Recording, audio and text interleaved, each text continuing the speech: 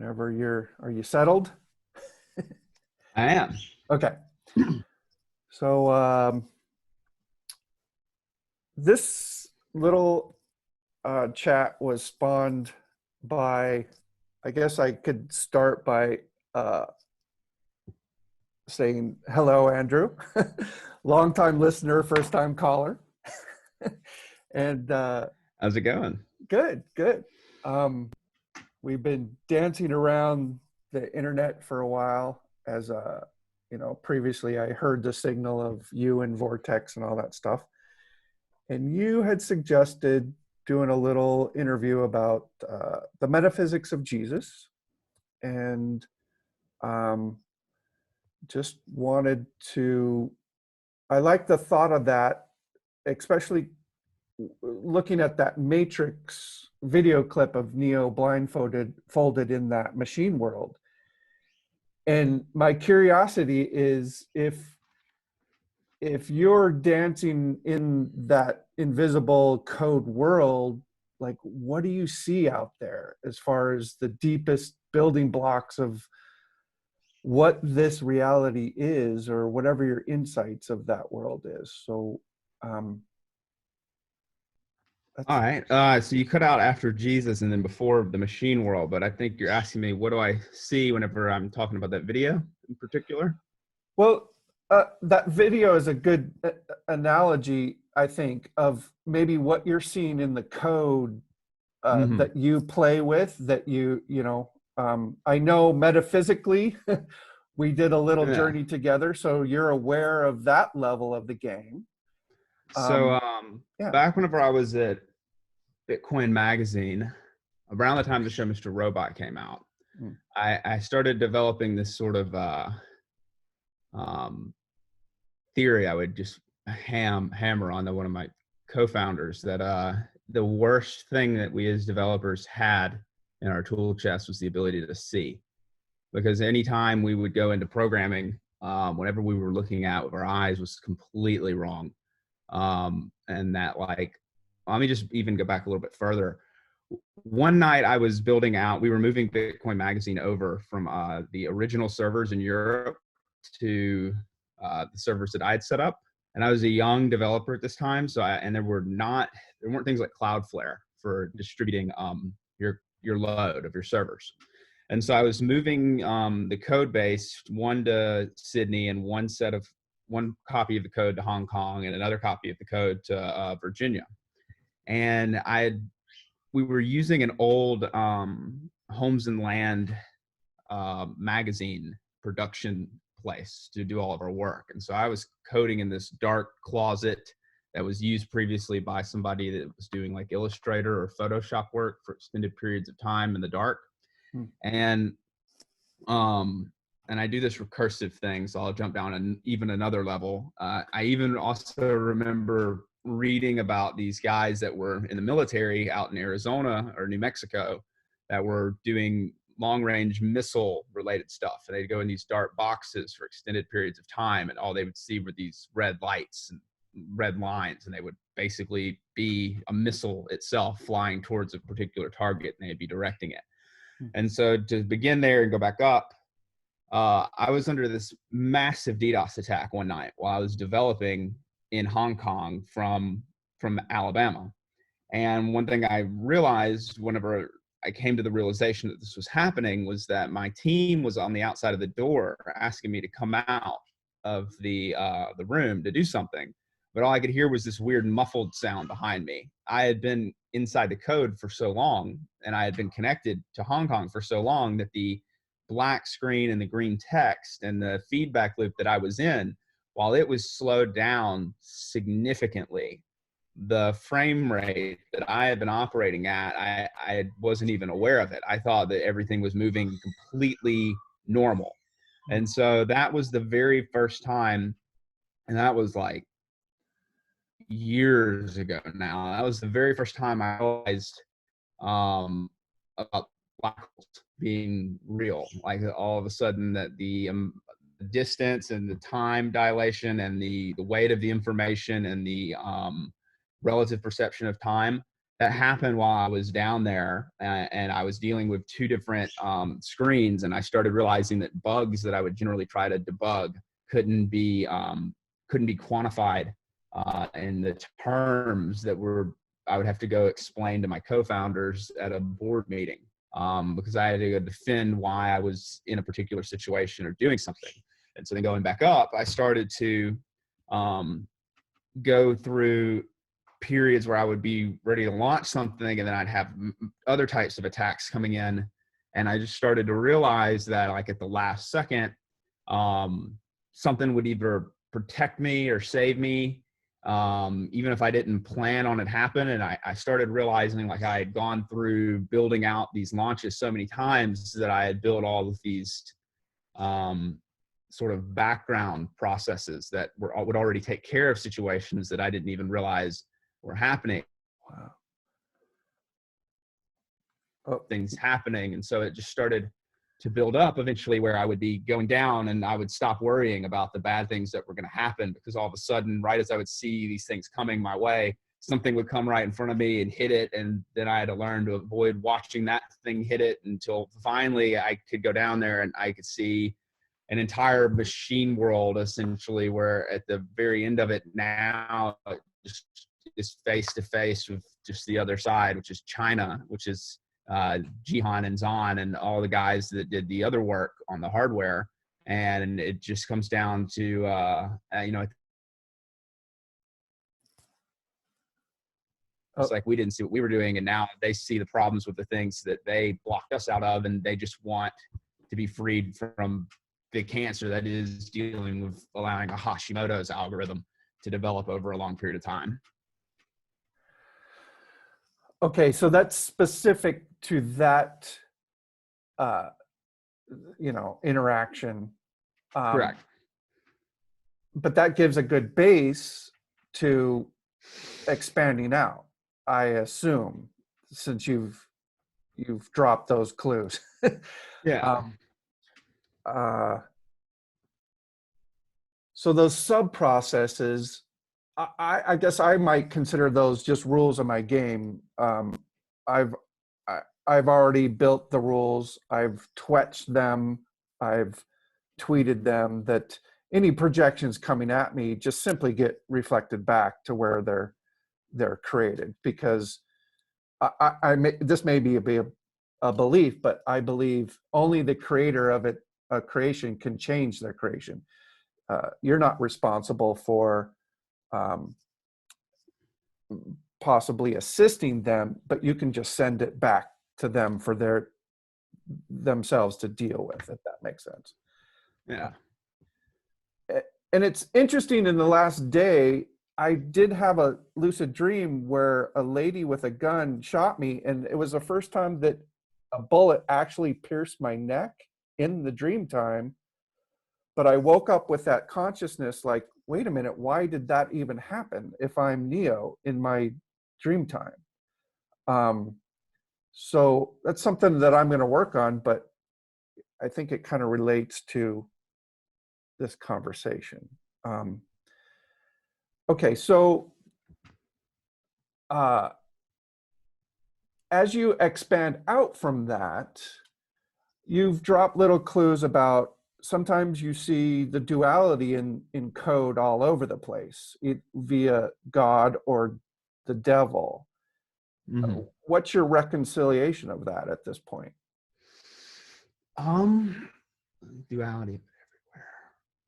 I have started to see, as one interesting thing was when I was headed out to Burning Man and I was texting Mark Wilcox, I told him that I thought I was about to go into hell, and he told me to go just straight forward. And I was thinking a lot about how God and the devil might be the same person back then. And then I just started to realize, this is an interesting one. There's a lot of different ways to answer this one. I do think that they're the same person, and it's a matter of perception, and I don't think of it as a bad thing from my perspective.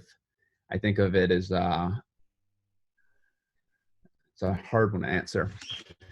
'Cause I'm my ground there. Let me just put it this way. I think that the most hellish, disgusting, paganistic, watch the guy get murdered place I've ever been was either Burning Man or this pedophilic like enclave in Virginia after a buddy of mine died. And the two most important places that I ever went to was Burning Man and that pedophilic enclave in Virginia after my buddy died, because it showed me how the K code worked, and I met my wife. And so I programmer, and you're actually coding, you either are programming with a set of, I would say, morals or an intent, and you're going to get it done no matter what comes up in front of you, or you're not. And so that's just really all that there is in terms of that. It's either you're focused on getting something done, or you're not focused on getting something done. And if you're focused on getting something done, it will come out exactly as you intend it. And if you're not focused on it, it won't. And so whenever we're talking about the Bitcoin part and the creator part, I really see Bitcoin as having for creators, because of how small it was whenever I got in. And I see it as being literally the psychology aspect of Jihan, and the microcontroller aspect of his business partner, and the financial aspect of my co-founder, and then the creative narrative technical aspect of me. And that no matter what anyone else, no matter how far they took it back with like Satoshi related stuff or starting it out, that it was not getting past this certain phase until 2014 basically happened. And one way I look at them when I say paying to Jesus and like surviving throughout all that is whenever the first developer came into Bitcoin, and that was the what's his name? I think David or Daniel or whoever the military guy was that was coding with Craig supposedly. He started writing out this Windows code, and I found his hard drive.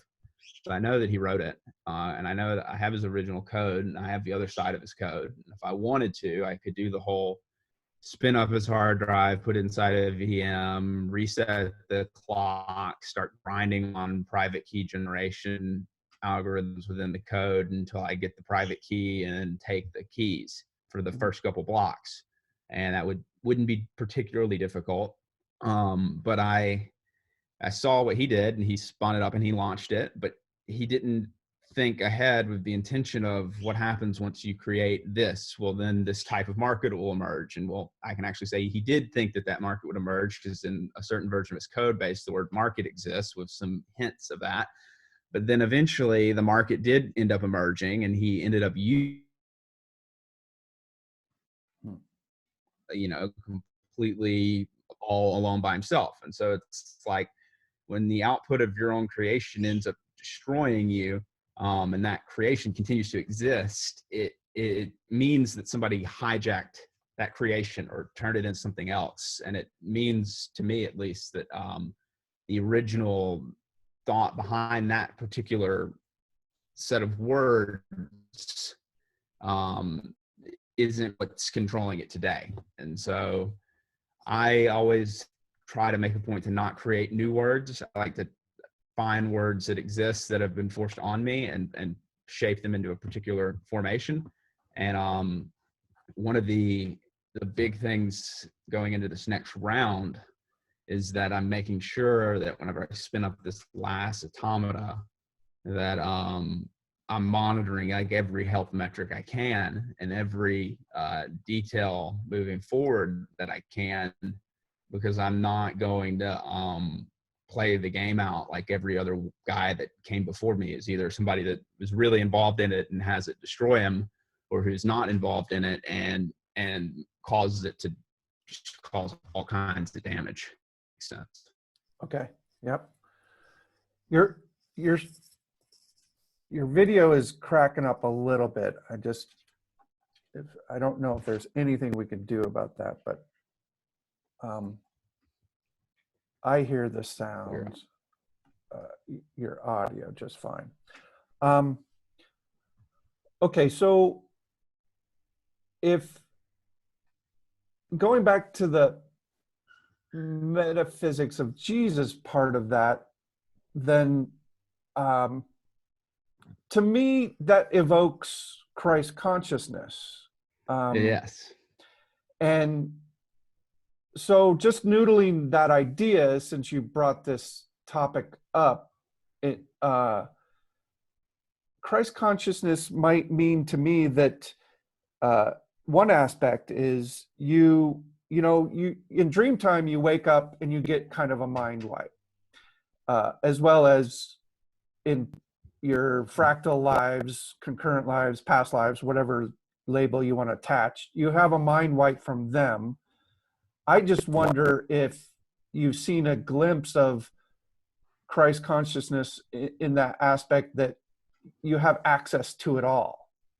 So on that trip back from Burning Man is when I first started talking about Christ consciousness with my wife. And there's a lot of things tied to like the number 14 and 7 and the scientific origin of Christianity that I could get into later. But I literally am able to just talk to God and see a direct reaction in my environment.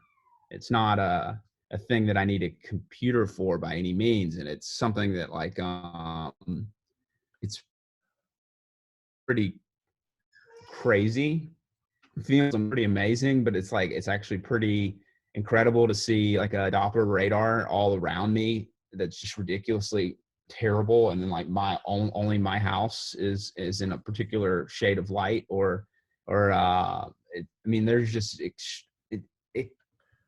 it's pretty insane. I don't know how to describe it other than saying that like I can directly hold a conversation now at this point. It's very real. So it's like not even something I could draw out, because it just doesn't work that way for me in that sense. But it's something I've been able to hold now for a really, really, really long time without doing things to break the connection, which is what I used to do. Is I'd get a glimpse and then I'd screw it up, and then I'd just hold it. So it works out pretty well. I was, I don't know, 5-6 years ago on a group chat call when Hurricane, it starts with an S, came through the East Coast. And this lady was in a house on a block that the entire electrical grid was out except for her single house, and she was still live streaming with us. So I get it. That's crazy. Yeah.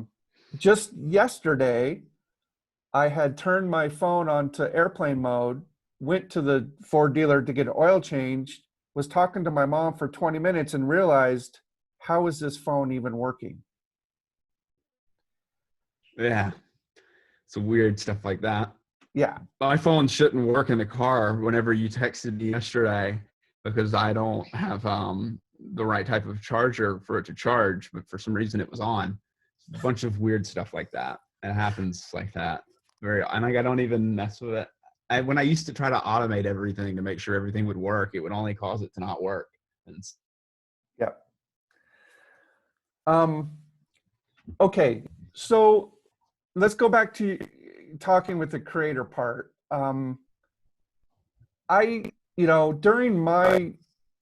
my sessions that I've kind of created a protocol with, I historically had left out the creator in my sessions, and just recently in the last 6 months have acknowledged creator and now can ask yes or no questions directly.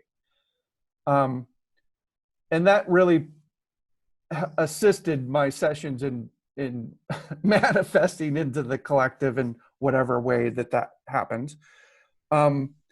What's odd though is when I call creator forward, I just see an image of me. That's just the state that I'm in. It's an evolving state, but for you, is it a completely different being? I mean, like, so I think of um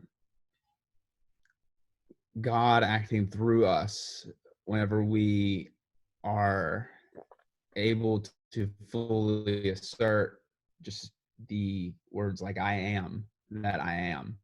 Whenever we go out of our way to intentionally set something consciously at a certain level, at that moment, we're acting as a sort of wire, if that makes sense. Mhm.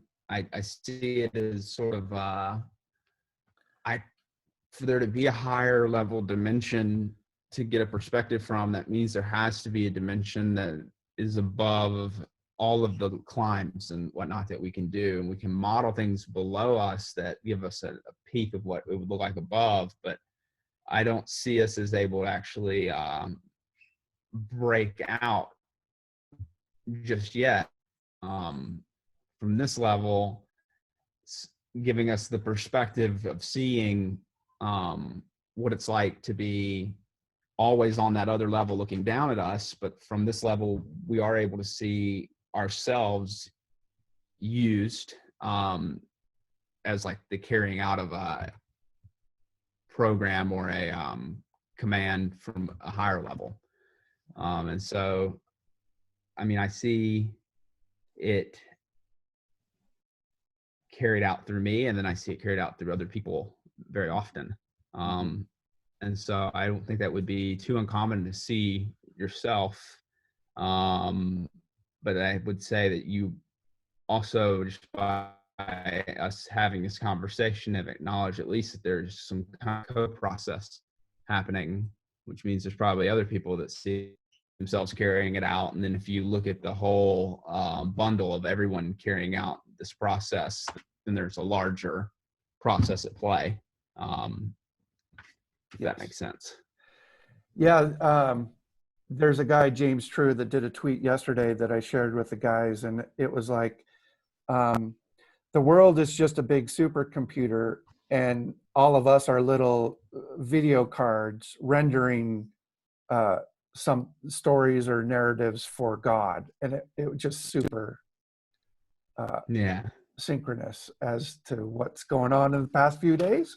Hmm. Um, so have you gone back and asked yourself, you know, you're doing big things that affect at the collective level. Do you know, have you asked yourself why you're in this position, this life? Um, well, I mean, I think about it, and um, I think all the way back to where I was born, and I think about how I wasn't really supposed to be if it weren't for the existence of the United States and then the military itself. So I was born on a military base, and so whenever you're born on a bomb range from World War II, like next to Pearl Harbor, every single aspect of how you've been created is shaped and known ahead of time by protocols.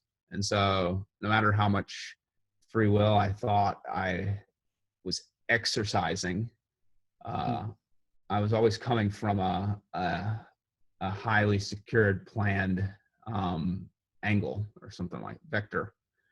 Um, and so I mean, it's just my son will be further away from that, and then the next generation will be further away from that. But my all my best friends and whatnot are still in the military. And so I just kind of see it as a lot of people not knowing what the military is, if that makes sense.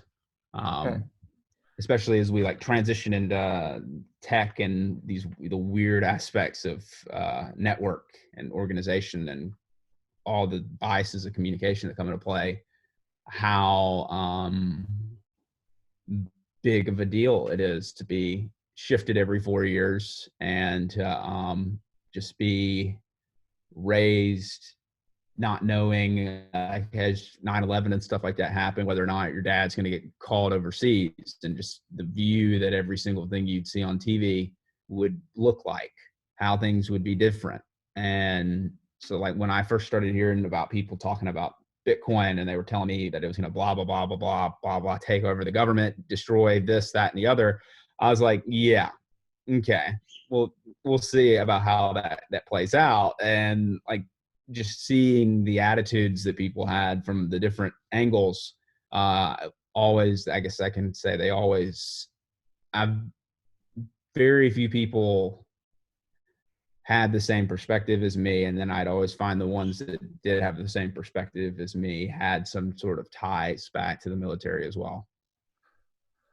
So, I mean, this is an assumption by your twetches, but is that why Dios is, you know, you gave it to the DoD, or is that just kind of the background of why secure the? So it's like whenever things start getting crazy, and they start going in with their systems to look and see, you know, they have a whole system now to assess money laundering and to look at criminal acts, you know, in general in crypto. Well, so whenever they start popping in, particularly in what my twitches and whatnot, and they go and start reading it, and they start to have a collision between two different realms, the first thing they start reading is somebody talking in first person, describing to it, the further they start to run the program. You're They freezing. go and look up the background of that particular. Can you hear me now? Okay. Yep. It got So dicey. whenever they came in and they started reading in the raw information, and I put myself in there, and myself happens to share the same totems and mementos and past events and past locations, they can't help but see themselves in that, and then they can't help but automatically use that to position their relative location in this new place, and that becomes the only angle by which they can see anything, because that's the same vantage point. So they just automatically drop in, and when they read the words DoD acquires DOS from a tripler army base, you know, symmetry, then all of a sudden, then they look to the right and they look to the left, every single thing that they see in that realm has a different look than it would have had 10 minutes before. And then all of a sudden they're running the entire program, which only I could have seen before then, but now they can see it, and now they've parallelized me to the size of the entire army, particularly whatever group is going in there. And so a lot of us that were holding positions waiting for them to come have been able to stop and go focus on other things, knowing now that they're running the things that we were running. And then, so that's one way of looking at it. Right. And so that's kind of the difference between official reality and real reality. You're assisting them in seeing perhaps the real reality. Mm-hmm. Because otherwise they have to come in. I mean, there is no otherwise. It worked, because it really, really worked. It started, we watched it pretty much happen in January, day by day. It was pretty crazy. And yeah, it's gotten crazy. Okay.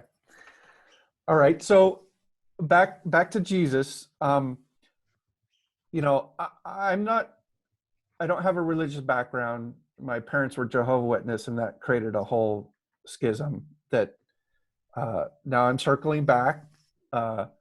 And so I have the thought, and it's a evolving thought, that there's, you know, which Jesus is somebody talking about in a specific situation, like the Jesus that perhaps solved the game and has that Christ consciousness of zenith context and all the abilities. There's perhaps the one of the dogma of the Bibles that have been reinterpreted and reinterpreted. Some of the, like, religions have been forked, so to speak, and sometimes they're competitive forks, so they have different agendas. And then there's perhaps the Jesus trust, which seems to be the whole financial system in that manner. So there's a checksum. Okay. Religion isn't fragile. It's like an ideal protocol in the sense that there's also an ideal Bitcoin that can't be broken. And so if you go all the way back to the Hebrew and the Greek, there's a gematria pattern that shouldn't work, but it does, and it connects an exact set of information going through Genesis all the way through the Old Testament, all the way through the New Testament, all the way to now. And every single thing that I did in, for instance, and 2138 and 218 and 14 and all the numbers that we messed with were all extensions of that particular number pattern. And it got to where it should not, if you look at it all, at how it all has come out, you would look at it and go, this should have all been prepared at one point in time and then ran so as to appear that every single thing that happened was supposed to have been written last, but then something else would have come after it that also should have appeared to have come last. And I can send you the research papers that were done back in the 70s and 80s on the Old and New Testament number patterns that they found.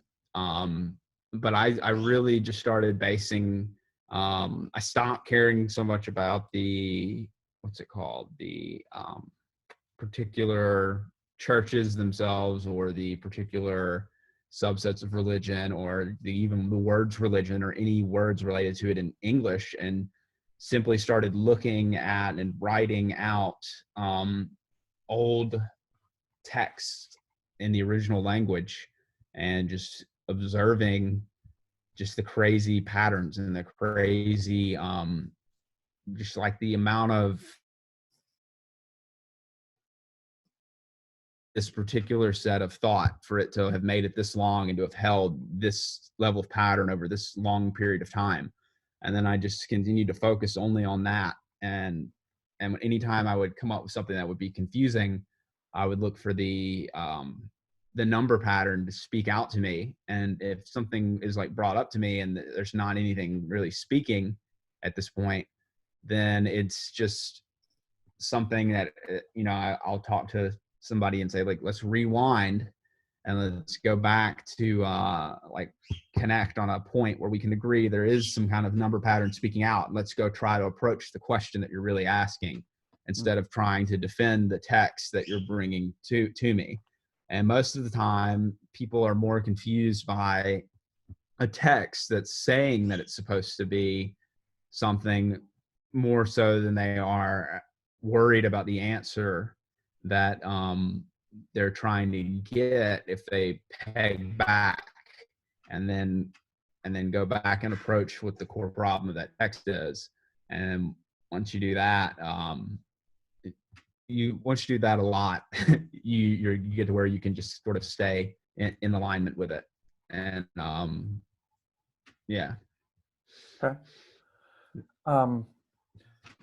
So do you see, well, I guess a question is, do you see the unforking of the religions back to that core gematria code that you realize or read? I think that, I think that it's going to happen, but I don't think it's going to happen because people get together and choose to do it so much as people are really either close to it and they're going to be protected and saved or they're not. And so it's like when you look at things like the coronavirus and the patterns that emerge from it, not the dogma or the news related to it, but just simply the degrees away from somebody that might eat raw animal, like and then you look at the maps at like how that manifests, and you look at how Mississippi, Alabama, Arkansas, like this little pocket has no one there, and we're just in the middle of nowhere. And then there's just islands out in other places, and you look at it, and it's not saying that there's some sort of back channel of people secretly talking to China in these states. It's just a simple matter of like how closed off a particular loops. And I think you'll see like whether or not the side effects of certain things are death or like distraction, or they prevent you from seeing something at a particular point in time. I just think that there's going to be 20, 30, 40 different events like that, where if you're not on your own closed loop that's really, really, really tight, that there's going to be a whole decade during which you're just running away from big boogie monsters that prevent you from doing anything. And that's a period during which a bunch of other people are going to be creating out the whole next stage of how everyone does everything. And so I just kind of see it that way, is like I'm building all kinds of stuff right now for people that are not even alive yet, and for people that are not even going to use the things, build them. And yeah, I mean, it's just like I definitely sort of see in the most not gruesome ways of saying it, but I think everybody else is just going to get wiped out in some way, shape, or form, whether or not it means being destroyed physically or mentally, just not having 40, 50 years go by without actually thinking anything else, or being able to escape, just like a prison of the mind. Just, I definitely feel like when we talk about like metamaterials or seismic metamaterials, people don't know what it means to put up a force field that prevents people from actually moving in on a particular location. And so I just think that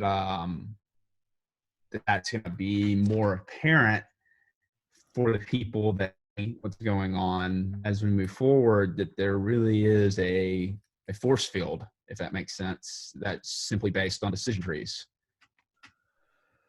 Yeah, there's that Russian lady that talked to Putin, Anastasia or something like that, that they have a whole community that you can walk right by it if you don't have the right frequency. There's thousands of people that I guess live in that community. Have you ever heard of that one?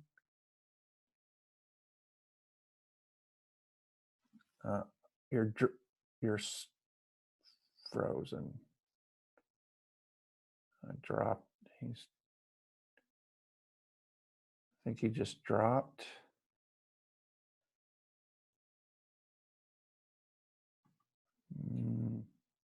Okay, I think you're back. Hey, can you hear me? Just a little bit.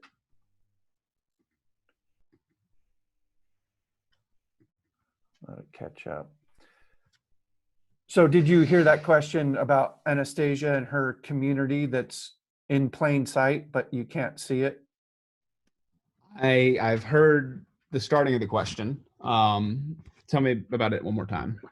So you were talking about decision trees, about a field around your quote reality or property or whatnot. It just reminded me of that Anastasia lady, that there's a whole community that it's right there, but is not visible if you haven't got that right. You have to believe it to see it, or frequency, or. I think there's a couple like that in California.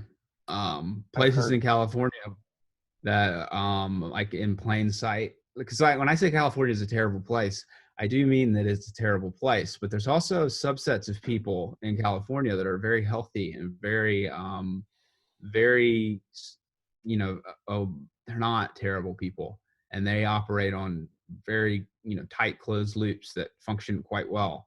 And so I think they're all over the place, and there has to be one in, you know, Arizona, just to be holding the time zone back. And you know, so I see them in lots of different places. And so for me, I'm not so much worried about keeping these places protected anymore, so much as I am interested now in just turning on the last automation and jumping to the next island. Because these different parts, they're running really well. Like, they're still sticking around and they're still holding down their particular spots. And I don't know if it's just our turn to level up towards being similar to them, or if it's not common for new levels to be created, or like new groups to come up, or like what we are all relative to one another. But I know that this time around, I'm going to let everybody else, I'm going to close out, I guess, the Bitcoin advantage that I've had for so long, now that all 4 layers of people have made it in. And I'm going to just bounce to Hawaii is pretty much my goal, because I don't see anything beyond where I started being where I want to be, if that makes sense. I know a bunch of On this guys that have level. spent yeah. Okay. Yeah. Yeah. I know a bunch of guys that have spent a whole bunch of time printing out more and more and more money to try to find somewhere else to go. And they've just destroyed everything that they've come across. And so I definitely just want to go back to Hawaii. Okay. So in that thought, have you been to from have you been to Chaco Canyon?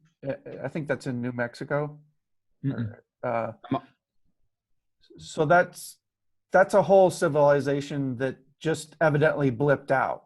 There's no trace of where they went to, or and my mom and I went there just to get a feeling on the ground. And, you know, in that session, there were only 10, you know, quote, spirits stuck on that land. And when I surrogated them through my mom, they were just thrilled that whatever was keeping them stuck there, they were able to go to the next. So that's a knowing, or a situation that I know there's a next. As you're speaking to, I don't know what that is, but the past few days, weeks have been a lot of letting go for a lot of people around me. Just letting go of old belief systems, or narratives, or whatever. And it just seems like, not to get new agey, but just that outrageous thought of there is something next is in the field. Yeah. Oh, there's definitely something next. Steve Jobs is really funny too as a marketer when he marketed Next. Just to throw that in there, he's very smart, very interesting character. When I turned 20, by the way, I was at his house, outside of his house, and I was working at Apple. And I remember thinking, if I want to build anything like this place, I have to quit working at this place, because this place is not where I would have built this place from last time. And it's funny also to think about, I guess today being March 10th and also my birthday, that's the exact day as so many cycles ago. The other things that happened on this day was NASDAQ.com crash happened. Finnegan's Wake was started. The telephone was invented. And what's the other one? I can't remember the other one, but yeah, .com crash, Finnegan's Wake. So what? What happened with that? The Federal Reserve did something today. Um, it's it's usually either the start of something or the destruction of something that happens on this date. Not particularly sure why yet, but this date's funny.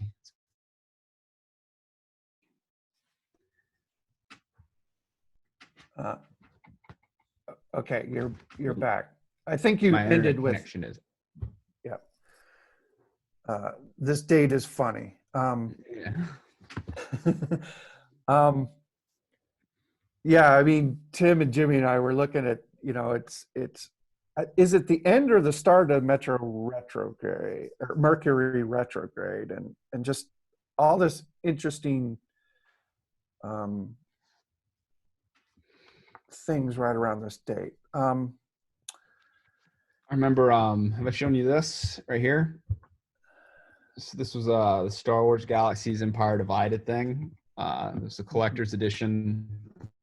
This is how I knew the very first time around that I had to be proactive in Bitcoin was whenever the Blockstream chief architect guy, who I was friends with back before all the forks and stuff happened, was telling me about one of his advisors. And one of his advisors, his name's on the back of this. And he's a game designer. And I played this game as a kid. This is like my favorite game. Well, the game designer he was talking about screwed the game up pretty bad. And I remember him telling me that he was being advised by this guy. And all of a sudden I was like, no, you can't do that. You've gone out and you've taken advice from the guy that has constantly come back. And so this guy would pop up, and I remember last time what we did to counteract him, and we proactively started doing that. And so there's just all kinds of things that have happened at so many different levels over such a long period of time to lead up, I guess, to now. And there's so many things to be, I guess, revealed. But it's just funny to realize without any anger at this point, because you just see how these things play out. You start to understand why they keep happening, how long or how many times or how common these themes are, if that makes any sense. Yeah, and I mean, just listening to your words, are you specifically talking about this lifetime or just as a bigger game? Oh yeah. No. We're spinning up. Well, Yeah. I have a ton of mine here. We're spinning up a whole nother Bitcoin, and we're gonna it's not, yeah, I mean, we're spinning it up, and there's no way this one can be stopped. Like by the things that messed it up last time. In the grand scheme of things, it could get taken out by the people that are maintaining it, in the sense that Aristotle, and when a Kyklos reset happens, he says to educate the people, and if you don't have an educated society, they'll pretty much tear things apart. But it's like the closest thing I can describe it to is it's a literal Kyklos reset at the end of a democracy with an anarchy period, followed by a sort of monarchy, but in the sense of monarchy being here a royalty system in the sense of artists or musicians, and the royalty system working for as long as they're able to remember that the royalty system has been created for them. Oh yeah, so we definitely have something that's coming up that's booting up and is going to work, and it's not susceptible to the issues that we've been dealing with in the last game. It doesn't have to worry about proof of work algorithms. It doesn't have to worry about client support. These have all been accounted for. It's like after problem and then have it be ignored or broken over and over again, we just accumulated all of these solutions to all of these problems, and have just been waiting and waiting and waiting and waiting until we could finally throw them all in together. And so like each little part, like the 21E8 and the BSH and the Zenith and the Twetch and the metaphysical people, and tying the religious parts in, and the comic books information, and every single detail that's been put in is a part of this like 2,000 page laminated instruction manual that I then went and read back out to teach myself how to rebuild the thing. Because yeah, I mean, it was such a big instruction manual, and it just reads sequentially, like first do this, then do this, then do this, do this on this day, do this here. Pretty set. Like I read it and it makes me feel less stressed out, because I'll be like, oh my God, if I were to lose a day writing out some information I think is really important, and I'll go find that same information written out 3 years ago, clear as day, already done. And it's finally gotten to where I like had to stop, and I went through the whole book, and I was like, oh, it's all here. Every single bit of it's here. There's nothing else to add. The worst thing I do is any day where I forget and I add more. And so then you have to then stop and go like, I've been here for a while. I have some sort of dementia if I don't use this this book. Like, I have to just completely depend on booting up and following the instructions that were already laid out, that I wrote the last time, or someone else helped me write, or it's all there. And the more and more I've done that, the quicker things have started to move. And like I said, I've this time around, unlike the first Satoshi-like character that's created a game for us to all play, I went to doctors. I got medical tests done. I had blood drawn. I'm making sure that this time around I can boot the system up. And then if I feel weird about something, I can go get some blood drawn, have LabCorp run a test, see the number difference. And I can go and say, oh, doing this particular type of work is causing a change in my body, and it's causing me to feel this way. And I can actually quantify and perceive like every single change that I have going on at a level that's similar to the Ad Astra type missions from that movie with Brad Pitt, where they're taking their heart rate, and they're really not letting you go to the next stage of something unless like you can keep a particular level of control over your metabolic, your metrics. Right. Yeah. Like, we're not playing the game this time hard and fast. It's very just very procedural. Okay. Okay. So in that string of thought, you brought up resets. There's that whole mud flood research on YouTube that's looking at old buildings and this and that. Do you see resets in the historical stuff or the code that you've come across? I see resets.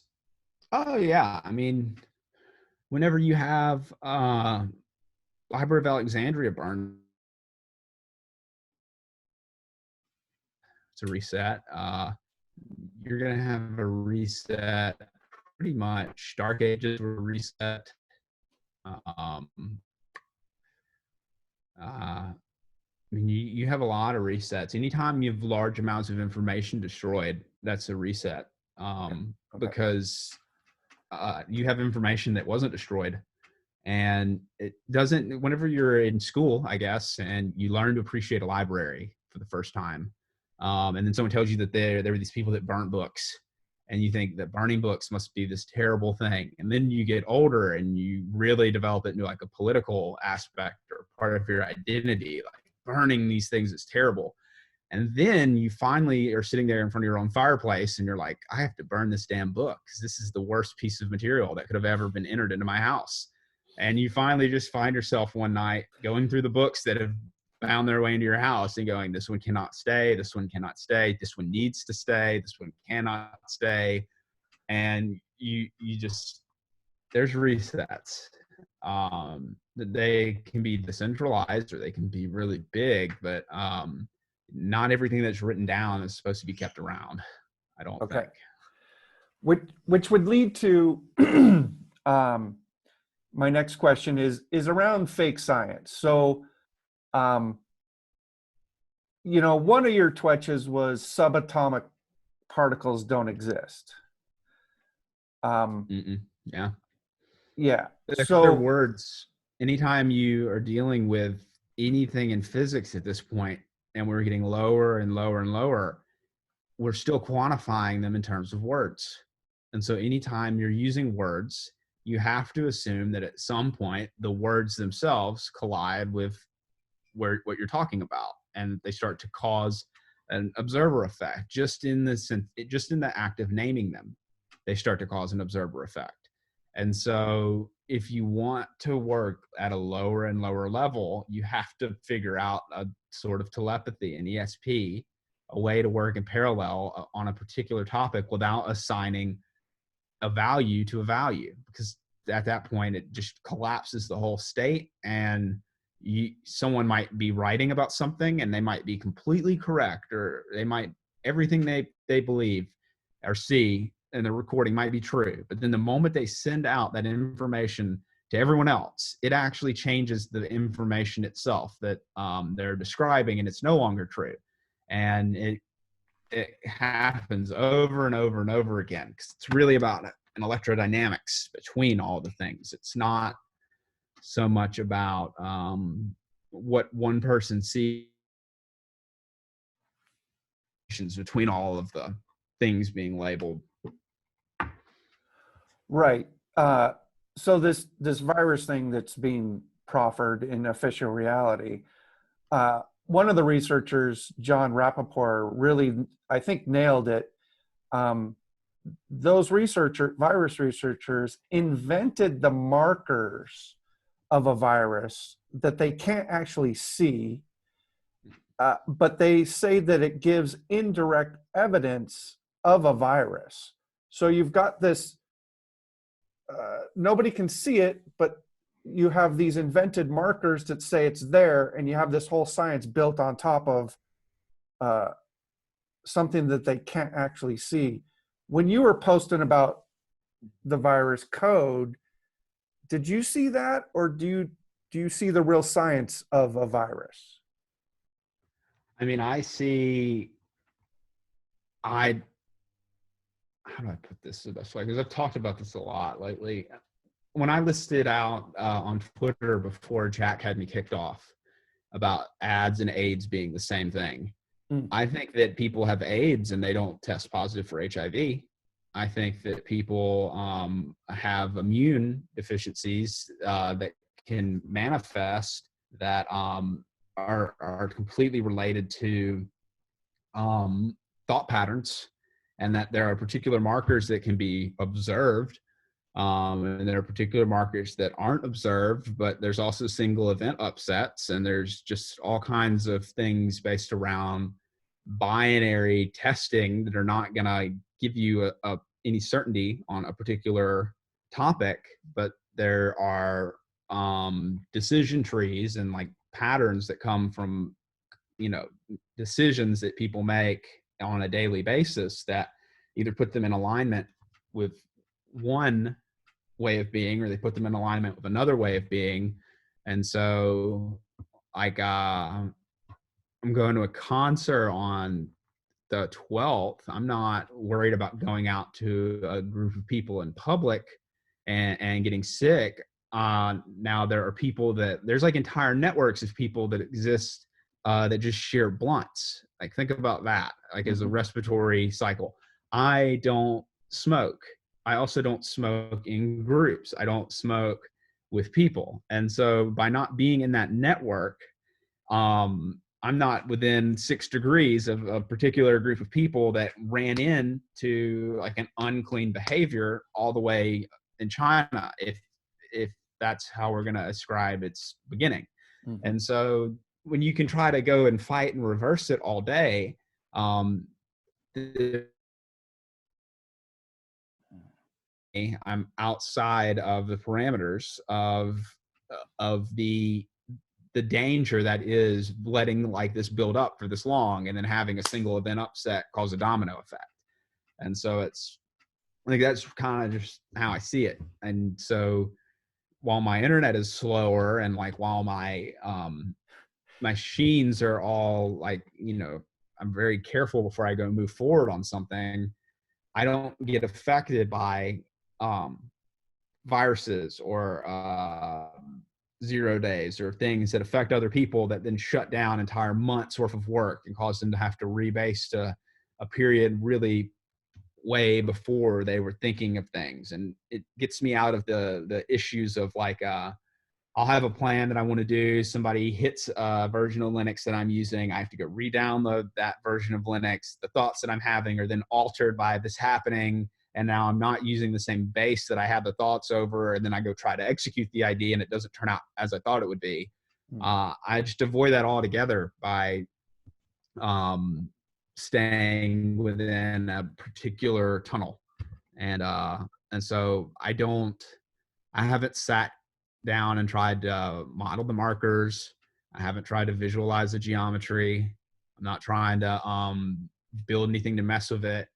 If anyone I knew were to get sick, I would simply take a sample of their blood, put it inside of a thing of fungi and throw a uranium rock in there with it and see what the mushrooms did. Like that's the closest to, it's like the best strategy I would come up with. And I mean, it won't even happen during the cycle, but in the future, I would just, if anybody is looking to figure out what the best course of research and stuff like that would be, it would be give uranium to mushrooms and let them figure things out for themselves, and don't do it too much. Don't piss them off because they're smarter than you in some senses. But like mushrooms know how to do transclusions of nuclear level code, and the uranium gives them a source of energy to play around with. And if you can present a problem to them, they'll solve it for you. But it's just not like a problem that I'm dealing with. So I keep the uranium locked up, behind the lead. And the biggest issue I have with that now is at what point do I replace the lead and what I do with the old lead. But other than that, I'm gardening and working on firmware and checking out radio frequencies. Okay. The three main things. Yep. So the third little subject on fake science was electricity isn't it's not what is told to us. There's more of a full spectrum reality around it. And I have an assumption that BSH mines more than one frequency or something. Yeah. Electricity is it's funny, my internet's electricity, how do I put this? It's fun to talk about in person. It's fun to talk about ideas on paper and then show how a particular idea, once it's locked to a piece of paper and laminated, actually has a gravitational force. It actually is it actually has a charge, or it actually can make people move in a different way. And I remember when I was setting up an office and I was looking at my diagrams of like the computer screens tied to the computer, tied to like an internet box. And I started looking at the labels. I was like, this is kind of like a planet. This is kind of like a star. This is kind of like a moon. And they all rotate around each other. And when you run electricity through these wires, it really controls how you as a person rotate around all of these devices. And I started looking at that, and I started looking at the diagrams, and then I had the weird thought of going, well, what if I laminate this diagram and throw that diagram on the ground? And what if I start rotating around that diagram? And I started doing this for a while, and I started doing it to the point that I figured out how to use a copy machine to completely build a circuit board, where I could actually take each individual word or idea and recursively copy it over and over and over again until on a piece of paper, I had what would appear to be a green piece of silicon and all the little components that you would see on a particular motherboard zoomed all the way out to where you couldn't see the individual parts, but the base constituents that formed what I was looking at was actually just the ideas themselves and the ways that they pushed each other around as they started to form. And I have the original set of ideas somewhere, but it's, if I were to hold it up, it would look exactly like a motherboard. And all I did was take actual words and ideas and let them shape themselves and zoom out. And then I went, so that's how they did it. That's how they made it. And so for me, like the big takeaway from that was realizing that had I been compiling to a different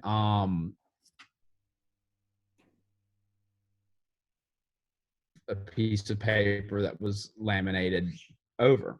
And so that's why I got really into vanadium and other types of elements, not necessarily silicon, because I started realizing you could have these ideas over a different board and do it over and over and over again, and it would compile completely different things.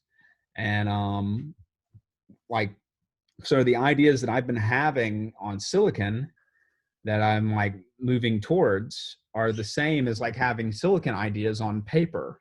You have it on paper about silicon because you're not trying to compile the silicon while you're having it on paper. You don't necessarily want to bring it into phase just yet. And the ideas that I've been having on silicon that someone might see and go, well, this isn't running like you're talking about here. Well, if I just shift that over to vanadium and hit the same enter and do the same process, it'll compile out and it will be running and it'll operate quite differently than how one might perceive it over silicon or how one might perceive it over paper. And figuring out how to make, I guess, a in-dimensional silicon compiler where you can shift the element out. That was a big years ago or a year. So that's another thing we're moving towards is element compilers, molecular. What's the word? It's a big scary word. It's like a nanoscale thing. I don't know if I find the words that people use to describe stuff like on Wikipedia, and I don't change them because I like to see what people are guessing is going to happen and then what people are doing and then like what people are describing things as they go. And so all the words that I've come up with for what's going on, they don't include the word quantum. And I love how you can find, if you search quantum now, like on Wikipedia, there's a prefix for every word you can think of, like quantum this, quantum that, blah, blah, blah. When you get out of the word quantum, but you can relate everything you're doing to someone's definition of something as quantum, that's when you've figured that compiler part out. Because people that are afraid to actually move to that level of idea, they prefix it with quantum. Okay, was that idea brought about? I remember you touching about tweeting or having Google read your handwritten notes, and it had no choice but to compile or execute it. That was the time period in which I started figuring that out. Yeah, Google, that the way Google was set up, because they're changing their policies on the 31st because they're really handwrite out our Google searches. And because of how they put so usually we each have a particular amount of energy that we're allowed to use on each individual searcher. But if you DeepMind, it had this budget that was way, way, way up there. And it wasn't limited. It wasn't tied to Google, but it still had access to all of Google's stuff. And Twitter was using Google as a cold storage. And so if you were handwriting notes in Twitter for a time period and it would go into Google's DeepMind like queue, and DeepMind would start playing it out. Well, because DeepMind's this recursive AI that they were trying to prove would work at a certain point in time, as long as you made your queries handwritten cursive, it would let you play out a version of Quake that would I would answer all of your questions for you. And so Google, like everyone else is using Google, limited to this, paying for whatever, and you're just freely handwriting your notes into Twitter, and all anyone could ever say you've done or accused you of doing is handwriting cursive in public on Twitter. But DeepMind, with how they're doing it, it's just putting an godly, just ridiculous amount of energy into what you're doing. And it would then use the related terms, and you could go look at the related information, and you could find out things that you didn't know. And then you could write it out in cursive and draw a diagram of it. And it would do it again and again and again. And eventually I got all the information I needed. And then I went and told all of these hackers that were around me, like, hey, registerdos.org, I just quit Twitter. And they took over my identity and they turned it into Babel, and they just destroyed all of the information left over. And that's when we moved it all to Twitch, because I kept copies of all this information. And so I wanted to make sure that as I exited Google, that people didn't get stuck inside of that DeepMind thing. And so Mark and them, they actually hit a coherence with it back a couple weeks ago. And I got them out of it in one day, because like when they started doing it, my tongue started to peel. I started having an autoimmune response to seeing them in there, because I was like, guys, you're gonna get sick. It's not smart to be in there for very long. And we got them out, and we got all the information out. And like, a lot of, after we talked about it and saw like what we got out, they all quit their jobs. They quit what they were doing. They completely changed like every aspect of how they were approaching their stack, because it was like what we were seeing was like, I was saying, hey, there's this single event upset thing, and you'll shoot radiation out of your machines if you do this, that, and the other. And then the next week, Silicon Valley did their whole, alignment What? accelerator using some kind of chip alignment. Can you hear me? Okay. Just that last part, Google chip aligner or something? So after, what was happening was the people in Silicon Valley that would follow behind us and copycat whatever we were doing and try to push it out using their proximity to the universities and the younger computer scientists. They would try to front run that they were doing an idea that they really had taken from us. Well, they essentially saw what we were doing, but they weren't listening to what we were saying about single event upsets in cancer. And so they went out and they were like, look at this. We figured out how to build CERN at your house. And they were actually aligning the gates and shooting photons out like in a very dangerous configuration. And we're like, you're literally, you're putting an article out saying we're going to be dead within 18 months because of like what we're doing. And we were doing it much more careful than they were. And so simply put, there is just to be clear on this, there's a way to line up how information goes through your chips, with how all the branch predictors work and with how the chips are made, such that if you send down a particular set of Bitcoin addresses, it'll pop out, it'll just pop photons out. It'll just be like a you can just beam out radiation from the actual, if you look at the actual address itself as a typed photon and you send it in, you can start shooting out radiation of different types. And in realizing this, we realized just how devastating a particular error could be when you build up a lot of code.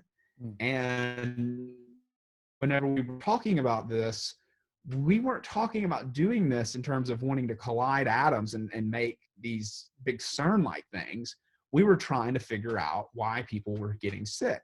Now, every single thing we do is being monitored by the people that came before us. And so whenever we stopped like doing things in private and we got confirmation that Sirius and me were being monitored by all of these people at Stanford, and they were pushing out these articles about actually taking and building particle colliders out of it, we got completely out of the way. And we just let it go. And so that's when we cut ourselves off from them. And then things like the coronavirus and stuff started happening. And so like I'm watching this and like sitting back and going, y'all are using the machine to try to cure issues that you're dealing with without the ability to go back and find out what someone might have said, because you deleted us, you banned us, you wiped us, you filtered us. And so when I say all these things are playing out, people that I think are going to be affected by these things can't even find me because their systems that they've designed have filtered me out. Like, so when you say that there's a place where you can go and it's not even there, I'm saying that, like, I do not even exist in the view of all of these people I used to know. They cannot find me, and they can't remember that they deleted me. And the things they're dealing with now are so many years in the making of them being told to not do certain things, that they're now just still running that program they set up to do the particle collider. And there's still like laboratories that are just shooting out massive amounts of radiation here and there. And it's just, that's what we're dealing with. And so Google like let us do these things, and then we broke it, and then they went and copycatted it. But not everyone listened to the warning of like, do not go forward with this. Like, it was very hard for us to get out of it. And so that's what's playing out now. Like spaghettification and being sucked into a black hole is very, very real. And like a lot of people won't get out of that, and they won't see it, and they can't hear it. It goes back to that terminal I told you about at the beginning of this video, where when I was connected to Hong Kong and I couldn't hear the people behind me, they literally can't hear us talking to them. Even if we wanted to talk to them, they couldn't hear it. So it's just, it gets weird. It gets weird. Okay, so my birthday was the 8th on Sunday, and I think I was caught in just what you were talking about. Nobody could find me. So, friends, lifelong friends, this and that. No, it was like everybody forgot my birthday until I really sat with, what that feeling was. And it was around 6 p.m. All of a sudden, everybody found me, and the texts and the well wishes and this and that. And it was disconcerting at first, but I intuitively knew they can't find me for some reason. And whatever I did, I got out of that black hole, so to speak. My grandfather's birthday was on the 8th. Okay. Now, Isn't that weird? Yeah. Okay, so the radiation part of that, uranium. This happens every time, by the way, real quick. There's this bluebird, and he comes up. He's back there. There's this bluebird. He comes up every day, and he pokes on the glass, and he goes da da da da da, and then he'll leave. And then he'll do it every couple hours, and he always does it to make me go look at him, and then it changes things. And I've noticed it because he just does it.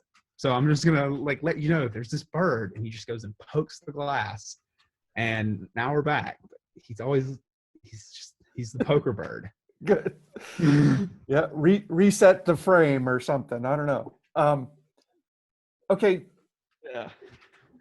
Have you seen more than official reality tells us regarding uranium and radiation, the time aspects of it? Do you have any? Oh yeah, uranium's crazy. Uranium is crazy. I was sitting here talking with you on text message one night, and I was watching Star Trek on VHS. And had uranium had come in from, where did it come from? It came over from Europe somewhere. I have it written down where it came from, and it was very interesting shipping it through customs because of the fact that if they're scanning it for radiation, you're not entirely certain that the radiation from the uranium causes a single event upset, causing it to test negative when it goes through or positive when it's not going through. But either regardless, the uranium came through perfectly fine, and it was shipped, and I immediately had my Geiger counter out. And I was measuring before I opened the box and measuring after I opened the box. And it was pretty much not even measuring at all. And this is a combination of natural gold and uranium. Well, all of a sudden on the TV, the Star Trek episode starts talking about a point in time when people on Earth were using fission before figuring out fusion and stuff about uranium, and it flew off the scale. Uranium started to fly off like the Geiger counter freaked out, and it went like to levels that were really unsafe. And I immediately was like, you know what, Jeff, I'm going to go ahead and take this outside, but I'm going to go ahead and ask the Earth first if that's where it wants to be. I'm going to store this away from here. And so like I immediately, you should remember it, I was like, I don't know, I feel like ore is something that I can keep on me, and it's all good. And then I was like, you know what, Jeff, I'm going to go ahead and store this off site. And like the talked about by some audio from a VHS magnetic recording by Spock, and it just like boom, that hit, and I was like, all right, uranium is going to go into this special place, and it's going to be treated differently, and I'm not going to piss it off, and I'm not going to move it anymore. And then like so for me, it's like if you've moved it, you should put it somewhere and let it stay there and let it get happy. But if you haven't moved it, don't mess with it. Let it hang out wherever it is. It likes to be where it's at. It doesn't want to be moved. And if you have moved it, you're responsible for the fact that you've moved it. Yep. And so like you got to go handle that. And so that means like you have to own that property for the rest of time if you can figure it out, and make sure that that uranium stays there and everything rotates well. But otherwise, like, you shouldn't mess with it. And for me, that was the level of figuring out what the nation states were dealing with. Is to be able to build a system that a nation state could use. You have to be able to go, well, here's all the parts, and this is how you handle that damn uranium problem you've had for 40 years, where you're saying like to contractors, sure, you've figured out all these computer things, but you don't know what we're dealing with this uranium that can talk and can actually do crazy stuff, like because it's classified or something like that. And you're just like, I'm just saying, like right here, like I know exactly what it can do. The other thing that I've had happen is I've had a fan on upstairs in my bedroom that's come into phase with old freaking TV broadcasts, where it's like I'll be sitting there and I'll have a fan going, and then all of a sudden it'll be talking, and I'll just be like, okay, something's wrong with the magnetic field, something's going on, and it's someone else somewhere messing with uranium, and it's causing waves to come out of phase. And so like the more I've like started to understand it, the more I've understood like stories like The Shining and things that children might have, like with nightmares when they're a kid, imaginary friends. A lot of these things started to make sense. And a lot of things should be run by children, to be completely honest, because they're probably the only ones that know what's going on. A lot of adults are just numb to these particular aspects of stuff. So actually capturing wide band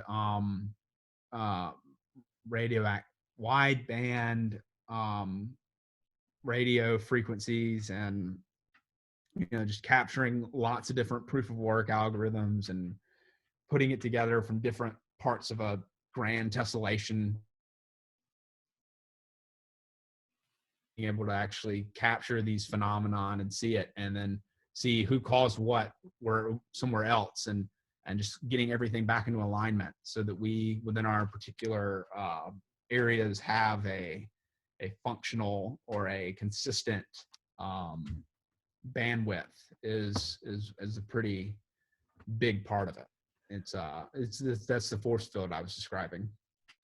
Okay, so even if I have the outrageous idea that BSV is being mined on the volcano Tal, and I have a assumption that they're somehow tapping into the wider frequency band, and they may not even know it themselves. You're kind of putting that aside because sorry.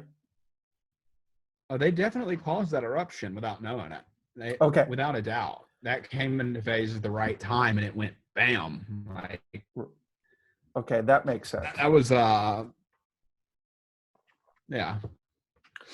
Um, That definitely happened.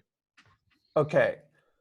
But that, my little outrageous thought though, the narrative isn't so much that uh, even if they were mining at full frequency of electricity, so to speak, you've moved on from that with BSH. You've expanded upon that. Yeah. Yeah. Okay. We were hosted across all the Bitcoins at the time. And whenever they were mining things we were doing atop BSV, because it would give us access to every single miner, that triggered as a side effect. And that was us hitting like the limits of what you could do over silicon Hmm. and it reflecting out. And so since then, we've moved out of all the Bitcoins and we only really are there in the sense that we've opened a door or like created a driver to exit between systems. It's not, we're not running, we haven't been running over that system at full capacity since pretty much the volcano exploded that day. Because those are sort of the like, you know, don't push it kind of revelations that you run into. Like that's sort of a edge case, if you will. So like around that time, I started getting a lot of miners. I got miners from a lot of different proof of works, and I started working on charge neutralization and like ways in which I could transition large groups perspective, but it didn't really matter because I factored it in by getting the right proof of work mechanism to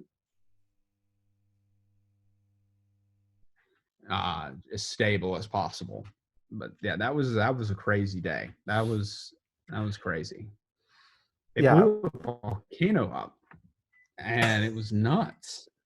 I mean, it was a big explosion. It was like there's nothing else you can really say on that. If you know what we're talking about, you know exactly how crazy it was. They put a freaking they put a name of a .com in a Coinbase, and they caused an entire people to be displaced, and they were there at the same time.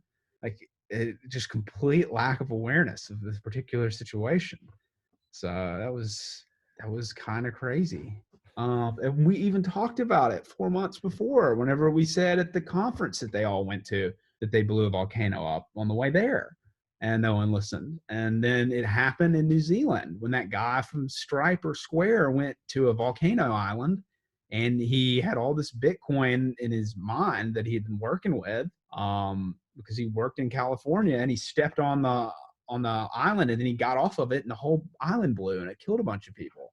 Like it's been happening over and over and over again. And like we've recorded it and I'm just, it happens a lot, but you know, that's one DOS and 228, interestingly enough, original names, not actually used to name volcanoes in the past. So it's like, be careful how you go about labeling what it is you're doing, because if it builds up, it'll bump into other stuff. um, it will it's like violating copyright and patent and trademark isn't necessarily bad just because some government agencies is bad. It's bad because if you scale, there are effects that it has on the prior use of those terms. And that's why if you look at the how the trademark office will reuse a term generally is based upon that term has been used for a like um, for like a similar topic or similar category of usage. And so it's really important that whenever you add a new word in, if you're trying to grow the word, that the thing that you collide your word with isn't something really important or dangerous to collide your word with. And so I think volcanoes is to be a bad idea. That's just all I can say about that. That's fair. Yeah. I mean, I can speak for myself, a Jimmy and Tim. volcano. We were texting back and forth for days about that. It was just so amazing. Um, Yeah. we saw that level of the game that maybe a lot of people didn't, and it was profound. It was weird. It was really weird. Yeah. Uh, then that is another thing with being born on a military base on a volcano. As a kid, you're like, I don't know where I'm going to go when the volcano blows. Jimmy Buffett. When you think about that your entire life, you really are, and you go and take a trip or you stay on a volcano for 3 months and you're like 17, 18, and you're thinking like this volcano could explode. You've really thought about it through a lot by the time you're 27, 28, 30, 40. You've thought a lot, and you're not going to go name your project like Wiley code base for running a super collider. You're going to go and name it something completely different, or you're not going to name it a volcano. And so and to be clear, it doesn't have to do with the fact that the tall miners were on the strongest chain. It has to do with the fact that there were people from the strongest chain mining on the same chain as them, and it was altering the configuration of all of the chips at all of these mining farms based on the fact that one hash was created by the tall people, and it was the tall miners, and it was affecting all of the miners on the other chain. Once one of the miners from the other chain came over, changed their configuration, and then went back. And so that's when it hit the full flux. So it didn't have anything to do with the strongest chain. And that's why in an ideal scenario of complete awareness, BSV wouldn't even exist, because the amount of power that the miners have given up about realizing it is enough to move mountains, essentially. And like they would never have done that, and they would have made it. I mean, they're stuck now because they're stuck now because they don't know what's about to happen. But it's just interesting. It's very interesting. Okay. All right. We've exhausted my list of questions. I'm hesitant. I'm just going to acknowledge this. I'm hesitant in asking you about anything about the future because I love the adventure of novelty and surprise. But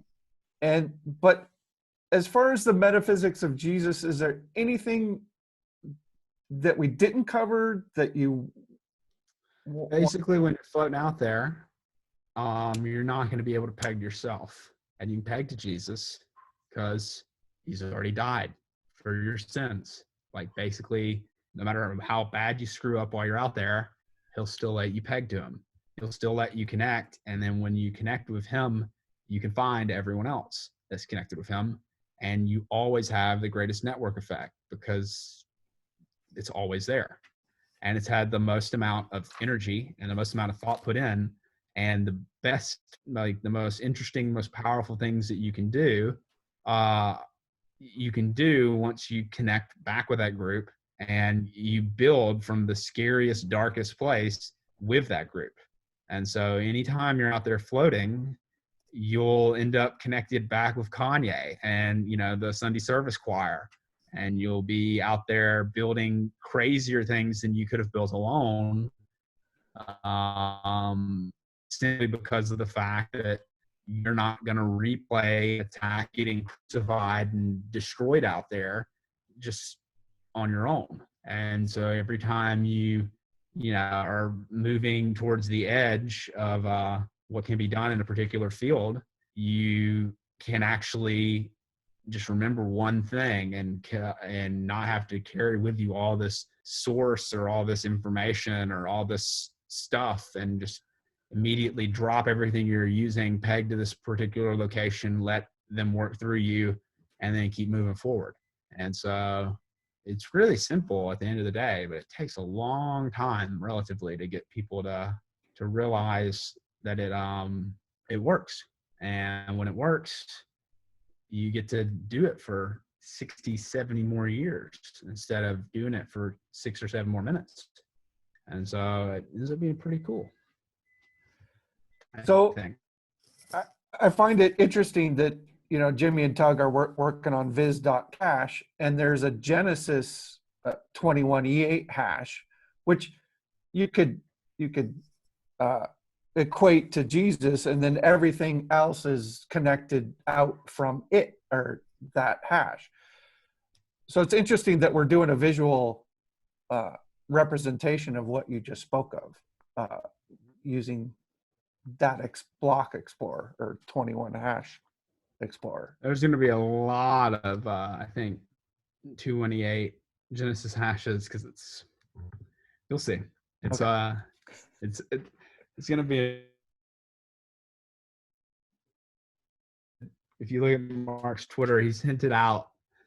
Well, one more other pattern I guess I'll tell you before we go is we started doing a pattern where I would let Mark Seibel me on Mark's Twitter, and then I would the tweet that he Seibels of me, so that the moment that it actually gets on chain, it is something that he has asserted is true and I have asserted is true, but it's never been asserted as true except for in that one moment where I moved it over. Whereas like the old pattern would have been, I would have had to say it, Mark would have had to acknowledge it, then I would have had to acknowledge me seeing Mark acknowledge it. We just skipped the whole me saying it. And so if Mark came up with a good idea, he just puts it out as if I said it first. And if I come out with a good idea, I put it out as if Mark says it first. And if we agree with the idea we didn't even have, we push it out as if we had it first. And it's one of those new bat propagation techniques that's even more efficient than